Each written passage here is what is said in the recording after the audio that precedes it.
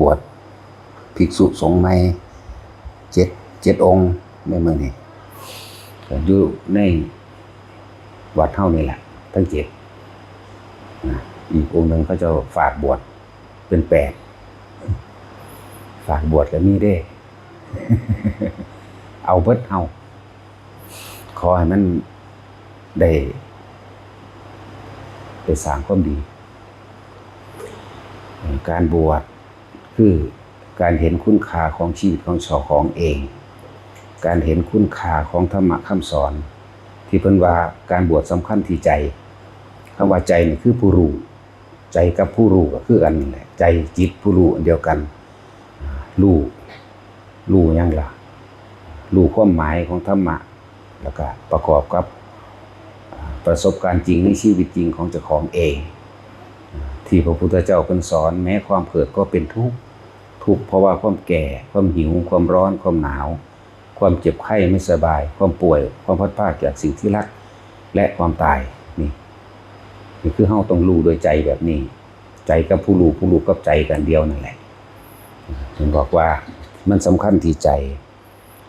การดิ้นรนแสวงหาคือสาเหตุแห่งความทุกข์สมุทัยคือเหตุแห่งการทุกข์คือความอยากได้อยากดีอยากมีอยากเป็นดิ้นรนแสวงหาเมื่อดิ้นรนแสวงหาก็เป็นธรรมดาที่ทุกคนบ่รู้ว่าบาปบุญสวรรค์นรกมีหรือบ่มีแต่ว่าขอให้กูได้ก็เลยมีการปล้นการขี้การฆ่าการล้างการทำลายซึ่งกันและกันใส่ร้ายเก่าตู่ทั้งหลายเหล่านั้นล้วนแล้วจะเรียกว่าจิตเจตนาอันเป็นกรรมที่ตกลงมาสู่อารมณ์หรือฝังไว้ในจิตใจของเจ้าของเหมือนเดิมนั่นแหละถึงว่าพวกนักบวชมองเห็นความจริงของชีวิตว่ามันเป็นทุกข์แบบใดทุกข์เพราะแบบใดแต่สาเหตุต่างๆของความทุกข์ก็คือความอยากตัณหาและอุปทานความอยากและความยึดอารมณ์ความพอใจตัวเดียวของเฮาเองที่เฮ็ดให้เฮาเที่ยวเวียนว่ายตายเกิดไปต่างๆนานาเปลี่ยนรูปเปลี่ยนร่างซื่อๆเด้บ่ว่าสิเป็นคนตลอดได้คนนิดๆหน่อยนึงเด้อถ้าเฮาสิเปรียบเทียบชีวิตของคนในทะเบียนโลกนี่โดยค่าประมาณก็ 7,200 ล้านคนนึงเด้แต่ว่าสัตว์เดรัจฉานในโลกนี่ประมาณบ่ได้เอาแค่ปวกชนิดเดียวมันก็มากมายแล้วที่บอกว่าแต่ละคนที่เห็นคุณค่าชีวิตของตนเองก็ต้องเอาอาศัยธรรมะนี่แหละมาเป็นเครื่องเทียบธรรมะที่พระพุทธเจ้าเพิ่นสอนมานี่แหละท่านบวชเข้ามาแล้วก็ต้องมีกรรมฐานก็คือฐานที่ตั้งแห่งกรรมคือการกระทำทางใจของเฮาเองเฮาต้องมีฐานที่ตั้งแห่งใจฐานที่ตั้งแห่งจิตเป็นเครื่องอยู่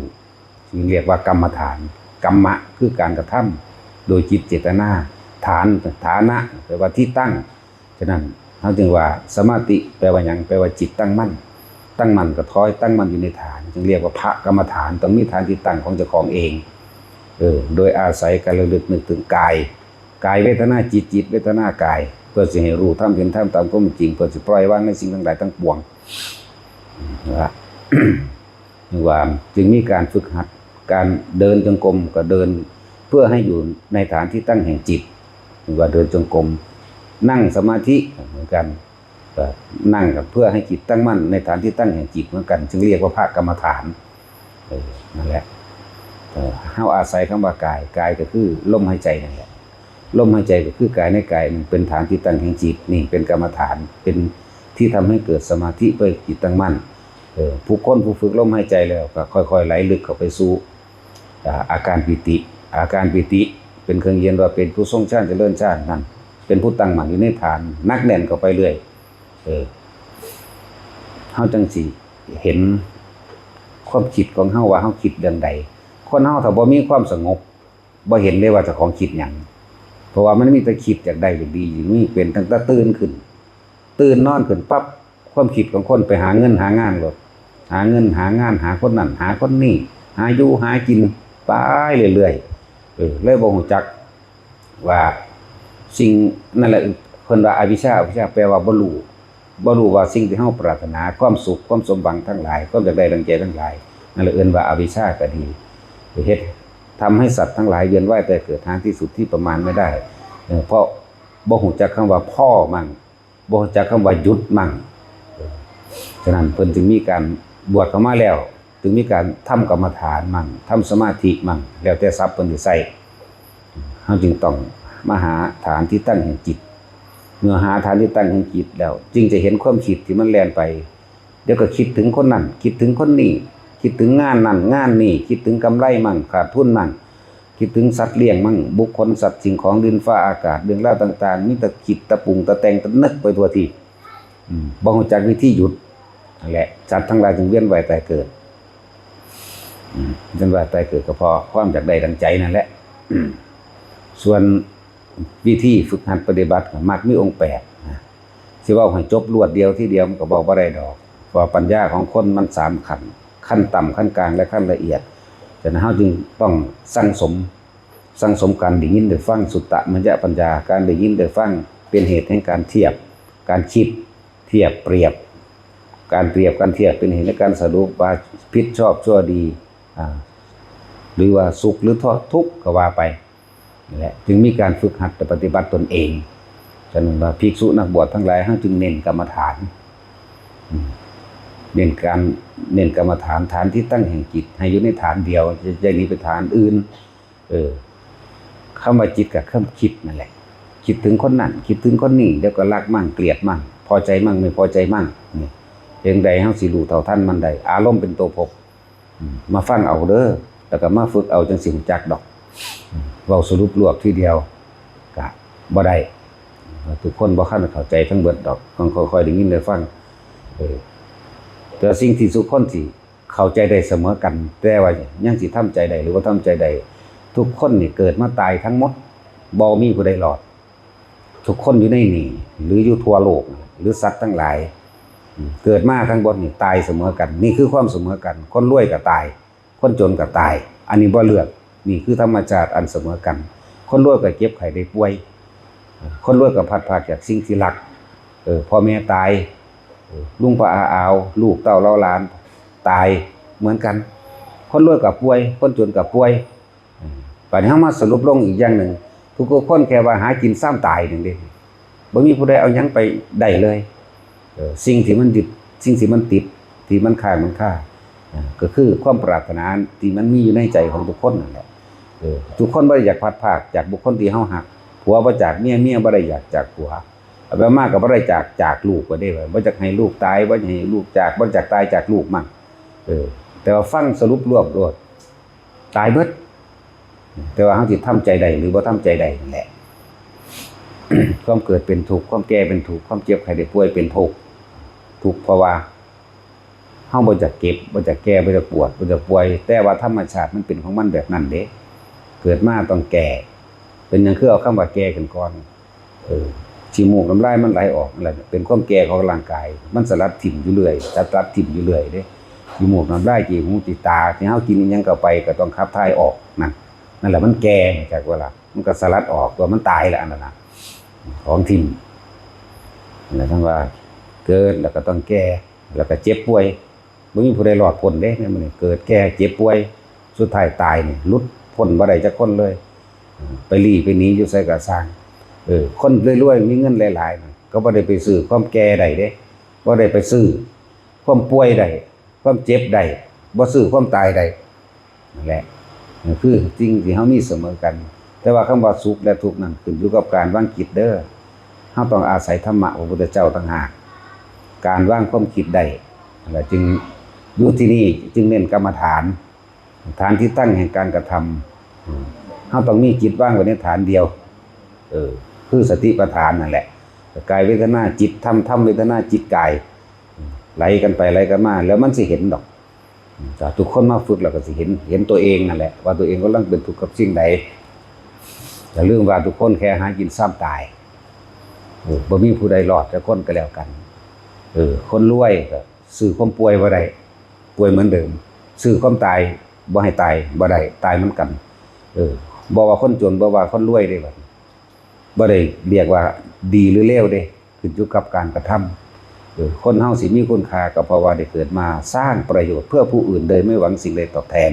และประโยชน์นั้นต้องไม่เป็นไปด้วยความเบียดเบียนทำร้ายให้ผู้ใดผู้หนึ่งเสียชีวิตและทรัพย์สินทั้งคนและสัตว์จึงสิเป็นประโยชน์พวกเขาหาเบิ่งเด้อแต่ของเกิดมาเคยทำประโยชน์พวกผู้อื่นหรือยังส่วนมากมันมีแต่ประโยชน์ตัวเองประโยชน์ตัวเองเขาเรียกว่าเห็นแก่ตัวโดยบ่ได้สละความเห็นแก่ตัวของเจ้าออกด้วยหาอยู่หากินก็เพื่อให้เจ้าของร่ำรวยและมีอำนาจจุฑามรศักดิ์ไว้ข่มเหงผู้อื่นเท่านั้นแหละนั่นแหละพุทธเจ้าคนจึงสละตัวเองจากความร่ำรวยที่สุดถึงเจ้าฟ้ามหากษัตริย์จักรพรรดิซะด้วยซ้ำไปเป็นหยังเพิ่นคือสละออกมาได้เพราะสินำความจริงทั้งหลายเหล่านี้มาแจกมาแจงมาอธิบายขยายความให้หมู่สัตว์พวกเฮานี่ล่ะสัตว์เลยได้รู้ตามความเป็นจริงโลกเจริญสูงสุดคือความมีเมตตารักผู้อื่นเสมอด้วยตนรักตนเสมอผู้อื่นเฮาปรารถนาสุขเช่นไรบุคคลผู้อื่นก็ปรารถนาสุขเช่นเราเหมือนกันฉะนั้นเฮาจึงไม่ควรทำลายซึ่งกันและกันให้บาดเจ็บและเสียชีวิตแล้วก็เสียหายทรัพย์สินไปพร้อมกรุณาเมื่อเฮารักตัวเองแล้วมีสิ่งใดพอแบ่งปันกันได้เฮาก็แบ่งปันกันไปช่วยเหลือซึ่งกันและกันมุทิตาคือความยินดีในสิ่งที่ผู้อื่นทำดีเฮาจึงไม่มีความอิจฉาริษยาสุดท้ายวางจิตเป็นกลางคืออุเบกขาบ่เข้าไปยึดมั่นถือมั่นในสิ่งทั้งหลายทั้งปวงเพราะสิ่งทั้งหลายทั้งปวงเพราะว่าบุคคลสัตว์สิ่งของดินฟ้าอากาศนะตายทั้งนั้นแตกดับทั้งนั้นจึงบ่ควรเข้าไปยึดเอาถือเอาคือพวกเฮามีชีวิตรอดอยู่เดี๋ยวนี้เห็นคนตายหลายแล้วเด้เห็นคนตายหลายแล้วตายทุกรูปแบบเฮาก็เห็นมาหลายแล้วแต่เฮาสิระลึกนึกถึงว่าสักวันหนึ่งเราต้องตายเคยคิดหรือยังและเราได้ขึ้นสิ่งใดสิ่งหนึ่งให้กับโลกหรือยังหรือสิแบกโลกไปเกิดในใช่ภาคหน้าอย่าลืมจิตสุดท้ายก่อนจะตายของแต่ละคนมันสิมีสิ่งที่ยึดติดเด้บางคนก็ยึดติดเมียตายให้กับเมียบางคนยึดติดผัวตายให้น้ำผัวบางคนตายเองบัดนี้คิดถึงลูกถึงหลานถึงทรัพย์สมบัติคิดถึงเมียคิดถึงผัวผู้สิตายเองตัวนั้นล่ะเป็นบ่อเกิดเป็นสาเหตุที่จะเฮ็ดให้เจ้าของกลับมาเกิดอีกแต่ว่าจะคิดว่าจะได้เกิดเป็นคนตลอดเด้อกรรมคือการกระทำทั้งหลายจิตโลภหมายถึงว่าคิดอยากได้อยากดีอยากมีอยากเป็นกับผู้นั้นผู้นี้มีอิจฉาริษยามีการคิดหวังทำลายผู้อื่นเมื่อใดเนี่ยที่เราคิดทำลายให้บุคคลผู้ใดผู้หนึ่งเสียชีวิตและทรัพย์สินเมื่อนั้นจิตตอนนั้นเป็นจิตของสัตว์นรกจิตสุดท้ายก่อนที่ตายไปคิดถึงคนที่เฮาเกลียดคิดต่อปุ๊บหัวใจวายตายสักตายสั่งไปนรกเลยเด่นเมื่อใดที่คิดโลภอยากได้สิ่งนั้นอยากได้สิ่งนี้หาที่พ่อบ่เป็นตายตอนนั้นเปรตเลยเมื่อใดที่ลุ่มหลงในยศถาบรรดาศักดิ์ตลอดทั้งทรัพย์สมบัติที่ตัวเองมีตายขณะนั้นในขณะที่เฮาคิดถึงบางคนคิดถึงหน้าคนคิดถึงบ้านสวยงามบางคนคิดถึงรถบางคนคิดถึงกองเงินกองทองตายในขณะนั้นนั่นแหละจิตเดรัจฉานอย่างสั่นถ้าคนที่คิดถึงท่านคิดถึงการสวดมนต์ไหว้พระอันนั้นไปตรงใดเป็นเทพเทวดาแต่คนที่มาฝึกหัดภาวนา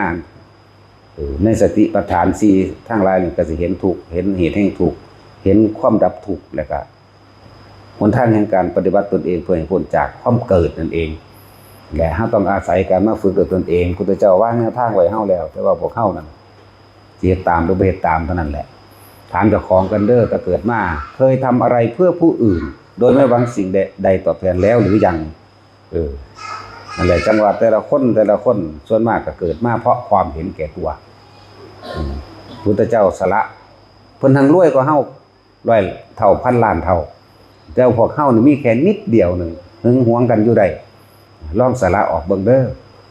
เอาคิดง่ายๆคือคนมาทำบุญทำทานอยู่นี่ท่านแล้วก็แลกของสาธุเด้อผู้ขารวย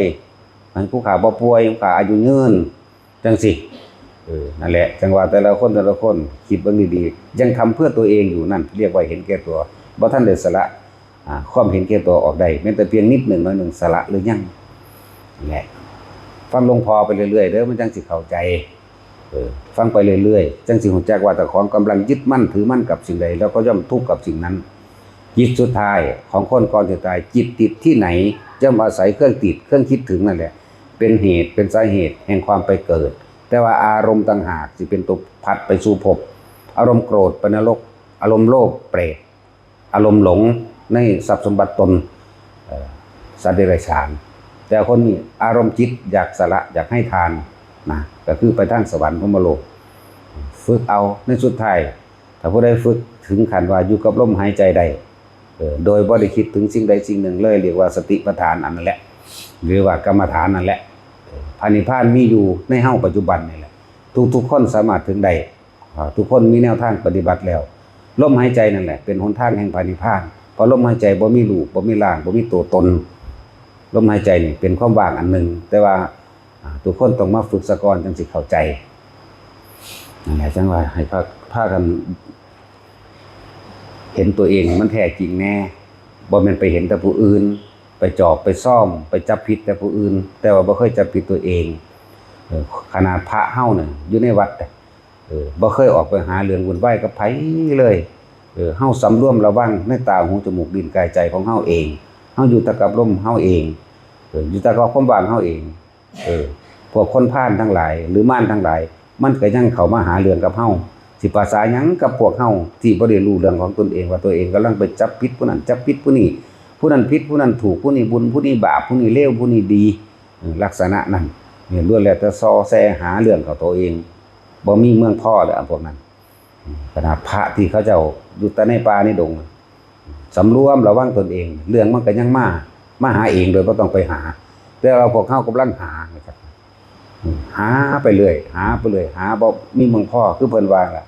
ตัณหาหาต้นไม่ได้ตัณหาแปลว่าความอยาก